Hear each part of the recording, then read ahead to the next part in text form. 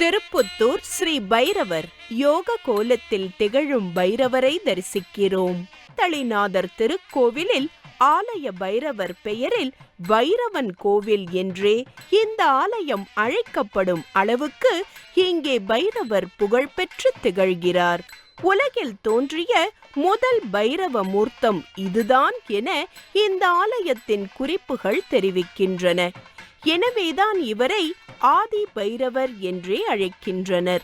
ஆதி பைரவராகிய திருப்புத்தூர் தலத்தில் எழுந்தருளியுள்ள ஸ்ரீ யோக பைரவரிடம் இருந்துதான் அசிதாங்க பைரவர், உரு பைரவர், சண்ட பைரவர், குரோதன பைரவர், உன்மத்த பைரவர், கால பைரவர், பீஷண பைரவர், சம்ஹார பைரவர் என்னும் அஷ்ட பைரவர்கள் தோன்றினராம். பின்னர் இந்த 8 பைரவர் திருமேனிகள் ஒவ்வொன்றிலிருந்தும் 8 ஒவ்வொரு காரணத்திற்கேற்ப 64 திருக்கோலங்களில் பைரவர்கள் வாகனத்துடனும் வாகனம் இல்லாமலும் தோன்றி எல்லா கோயில்களிலும் அமைந்திருக்கின்றனர் என்கிறது புராணம்.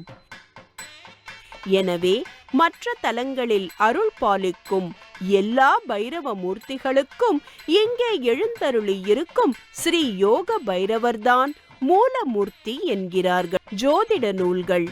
12 ராசிகளும் அவரது உருவின் பகுதிகளாகின்றன.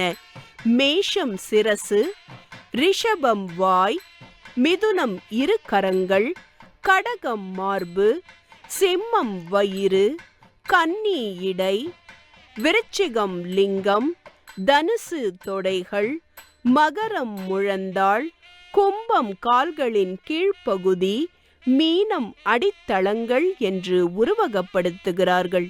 பிரபஞ்சத்தில் உள்ள நட்சத்திரங்களும் சூரியன், சந்திரன், சனி, ராகு, கேது உள்ளிட்ட நவகிரகங்களும் காலச்சக்கரத்தின் ஆளுகைக்கு உட்பட்டவைதான்.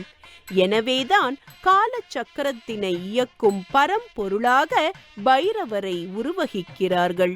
இந்த கிரகங்களையெல்லாம் ஸ்ரீ யோக பைரவர் ஆட்டி படைத்து ஆட்சி செய்கிறார் என்பர். உக்கிரமான இந்த பைரவரின் உக்கிரத்தை குறைக்க வேறு எந்த ஆலயத்திலும் இல்லாத வகையில் சங்கிலியால் பிணைத்து வைத்துள்ளனர்.